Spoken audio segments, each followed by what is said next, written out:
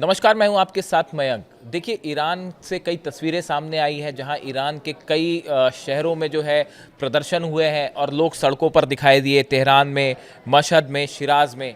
इसके बाद कई सवाल उठ खड़े हुए हैं। सबसे पहला सवाल मुझसे कई लोगों ने पूछा कि ईरान में प्रदर्शन हो रहे हैं, इसके बारे में आपकी क्या राय है, आप एक वीडियो इस पर ज़रूर करें, इसलिए मैं ये वीडियो कर रहा हूँ। देखिए, एक बड़ा सवाल ये उठ रहा है कि क्या इस प्रदर्शन के पीछे अमेरिका और इजराइल की कोई बड़ी साजिश है। ख़ास तौर पर अमेरिका की तरफ से कोई प्लानिंग की गई है। ईरान को लेकर ये प्रदर्शन हो रहा है। मैं ऐसा क्यों कह रहा हूँ ये भी आपको बताऊंगा, और ये जो प्रदर्शन की तस्वीरें आ रही हैं इसकी वजह क्या है, वहाँ लोग क्या मांग कर रहे हैं, इसकी भी हम बात करेंगे। देखिए, इसमें कोई शक नहीं है कि पिछले कुछ वक्त में जो सैंक्शंस लगे ईरान के ऊपर, स्नैपबैक सैंक्शंस लगे, काफ़ी लंबे समय से सैंक्शंस लग रहे हैं और अब और सैंक्शंस लगा दिए गए।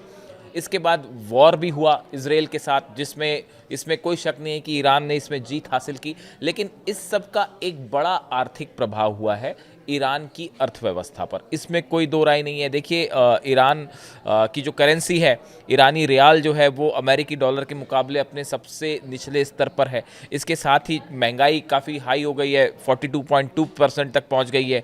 खाद्य पदार्थ जो है, खाने पीने का सामान, ये भी महंगा हुआ है वहाँ पे। तो देखिए, जब भी इस तरह का कोई हालात बनते हैं अर्थव्यवस्था से या महंगाई से जुड़े, तो ईरान ही नहीं, पूरे दुनिया में हर जगह इस तरह के प्रदर्शन होते हैं। पूरी दुनिया में ऐसा होता है अक्सर कि जब महंगाई बढ़ती है या किसी तरह की कीमतों से संबंधित कोई परिवर्तन होता है या अर्थव्यवस्था में कोई झटका लगता है अर्थव्यवस्था का, तो लोगों का गुस्सा होना भी स्वाभाविक है और उसका वो लोग प्रदर्शन भी करते हैं। इसी तरह के कई व्यापारियों की तरफ से कई तरह के प्रदर्शन जो है कई शहरों में सामने आए। लेकिन इसके साथ अमेरिका और इजराइल की तरफ से जो रिएक्शन आए, वो इस ओर इंडिकेशन करते हैं कि क्या इस प्रदर्शनों को के पीछे अमेरिका की भी कोई बड़ी साजिश है। देखिए, एक बात आपको समझनी होगी ध्यान से कि आर्थिक रूप से अगर किसी देश में कोई समस्या है, उसको लेकर प्रदर्शन करना एक अलग बात होती है और सत्ता के खिलाफ प्रदर्शन होना अलग बात होती है। ईरान में जो प्रदर्शन हो रहे हैं, ये अली खामेनेई साहब के अगेंस्ट प्रदर्शन नहीं है, ये वहाँ की सत्ता के खिलाफ प्रदर्शन नहीं है। ये प्रदर्शन वहाँ पे जो आर्थिक स्थिति है, जो महंगाई बढ़ी है, उसके खिलाफ प्रदर्शन है। जबकि अमेरिका और इजराइल ने इन प्रदर्शनों को इस रूप में पेश किया कि ये वहाँ की सत्ता के खिलाफ प्रदर्शन है, जो कि ऐसा बिल्कुल नहीं है। अब आप जरा ध्यान से समझिए यहाँ पे सब कुछ क्या हो रहा है, ये इस पे बड़े इसको गौर से समझने वाली चीज़ है। देखिए, कल जब प्रदर्शन की तस्वीरें आई, उसके बाद यूनाइटेड नेशंस में अमेरिका के जो एम्बेसडर हैं माइक वॉल्ट्स, इनकी तरफ से एक बयान आया। वो बयान में क्या कहते हैं आप समझिए। ये माइक वॉल्ट्स जो यूएन में अमेरिका के एम्बेसडर हैं, वो कहते हैं, We stand with Iranians in the street of Tehran and across the country as they protest a radical regime that has brought them nothing but economic downturn and war. उन्होंने कहा है, जो America के राजदूत कह रहे हैं, कि ईरान में जो लोग सत्ता के खिलाफ प्रदर्शन कर रहे हैं, देखिए कितनी सफाई के साथ अमेरिका ने और इजराइल ने और कई यूरोपीय देशों ने इसे इस रूप में पेश कर दिया कि ये सत्ता के खिलाफ प्रदर्शन है, जबकि ऐसा नहीं है। और उन्होंने ये कहा कि हम इस प्रदर्शन में तेहरान के लोगों के साथ खड़े हैं और वहाँ की सरकार जो है उसने सिर्फ जंग की है और हालात को ख़राब किए हैं। जबकि सच्चाई क्या है? सच्चाई ये है कि यूरोप ने जो स्नैपबैक सैंक्शंस लगाए, अमेरिका की तरफ से लंबे समय से सैंक्शंस लग रहे हैं, ईरान की ऑयल इंडस्ट्री को खत्म करने की कोशिश हो रही है, लंबे समय से ईरान पर सैंक्शंस लगे ऑयल इंपोर्ट एक्सपोर्ट को लेकर, उसकी वजह से ईरान की अर्थव्यवस्था स्वाभाविक रूप से प्रभावित होगी। देखिए, आज की दुनिया में ग्लोबलाइजेशन का वर्ल्ड है, एक दूसरे देशों की अर्थव्यवस्था जुड़ी हुई होती है आपस में। ऐसे में अगर आपका इंपोर्ट एक्सपोर्ट इफेक्ट होगा, तो बड़ी साधारण सी बात है कि उस देश के व्यापारियों पर, उसकी जनता पर असर पड़ेगा, महंगाई पर असर पड़ेगा। आप खुद सोच के देखें, जितने समय से सरकार रही, अली खामेनी साहब का शासन रहा, कितनी बड़ी बड़ी चुनौतियों का सामना करना पड़ा है ईरान को। एक जंग होती है, जंग होने का बड़ा प्रभाव जो है उस देश पे पड़ता है। आप यूक्रेन देख लीजिए, जंग हो रही है, वहाँ क्या हालात हैं आप देखिए। रूस के ऊपर कितना आर्थिक प्रभाव पड़ा है यूक्रेन की जंग के चलते। ऐसे तमाम मुल्कों का आप एग्जाम्पल ले सकते हैं। ऐसे में ईरान एक लंबे समय से लगातार अपने दुश्मनों के साथ एक वॉर में है, इसको वॉर ही कहते हैं। मिसाइल्स वाला वॉर तो हुआ ही 12 दिन का, वो तो जो इफेक्ट था उसके जो प्रभाव थे वो तो पड़े ही। लेकिन आप देखिए पेजेश्कियान साहब जो है वहाँ के राष्ट्रपति, वो क्या कह रहे हैं कि ईरान लगातार अमेरिका और पश्चिमी देशों के खिलाफ, इसराइल के खिलाफ लगातार जंग में है, और ये इकोनॉमिक जंग भी है, सैंक्शंस को लेके भी जंग है, आर्थिक मोर्चे पर जंग है, युद्ध वाली जो स्थिति है वो तो है ही।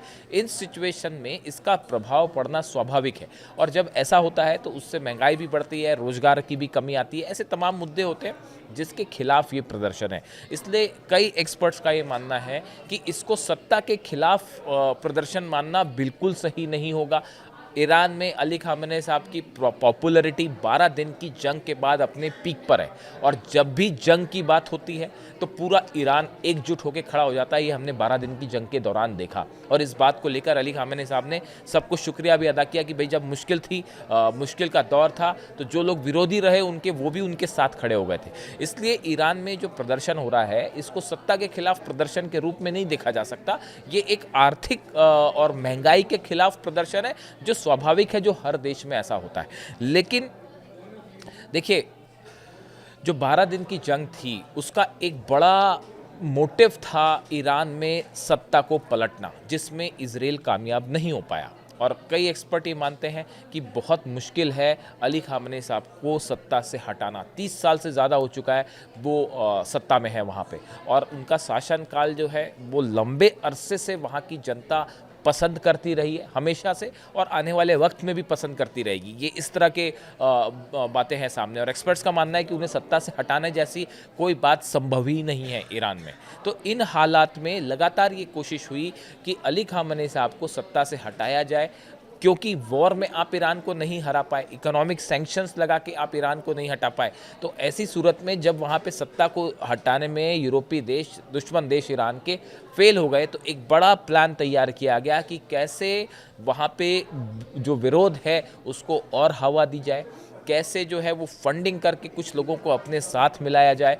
एक बड़े जो है जासूसों की एक बड़ी लिस्ट है जो कि 12 दिनों की जंग के बाद सामने आई, जिसमें कई लोगों को ईरान में फांसी की सज़ा भी हुई। ऐसे हालात में बहुत सारे लोग ये आशंका जता रहे हैं, कई एक्सपर्ट्स ये आशंका जता रहे हैं कि ईरान में सत्ता को परिवर्तन करने के लिए, सत्ता के खिलाफ माहौल बनाने के लिए एक बड़ा प्लान तैयार किया गया है, और उसके तहत जो है वहाँ पे जो लोग प्रोटेस्ट कर रहे हैं उनको उकसाने की कोशिश है। तो ये बात वहाँ की सरकार भी समझ रही है, और पेजेश्कियान साहब जो है ईरान के राष्ट्रपति हैं, उन्होंने जो प्रदर्शन करने वाले लोग हैं इनसे बातचीत की भी बात रखी है, और उन्होंने ये जो एड्रेस करने की भी कोशिश की है फ़ौरन कि जो महंगाई बढ़ रही है या बेरोजगारी तेज़ी से बढ़ी है, ये इकोनॉमिक सैंक्शंस की वजह से बढ़ी है। इसके लिए यूरोपीय देश जिम्मेदार है, अमेरिका जिम्मेदार है, ना कि वहाँ की सरकार। अब ऐसे हालात में कैसे इनका कैसे हल किया जाए, कैसे इकोनॉमिक रिफॉर्म्स किए जाएं, इसका वादा सरकार की तरफ से किया गया है, और जल्द ही इस दिशा में ईरान की सरकार कोई बड़ा कदम उठा सकती है इकोनॉमिक रिफॉर्म्स को लेकर। इन हालात में अब वहाँ पे प्रदर्शन आगे जारी रहता है, नहीं रहता है, क्या सरकार इस समस्या का हल खोज लेगी, और क्या इसको लेकर किसी विदेशी साजिश के और सबूत सामने आते हैं, ये वो तमाम सवाल हैं जिससे जुड़ा जो भी अपडेट होगा या कोई भी नई बात खबर सामने आएगी मैं आप तक पहुंचाऊंगा। वीडियो आपको कैसा लगा कमेंट करके बताइए। Thank you so much.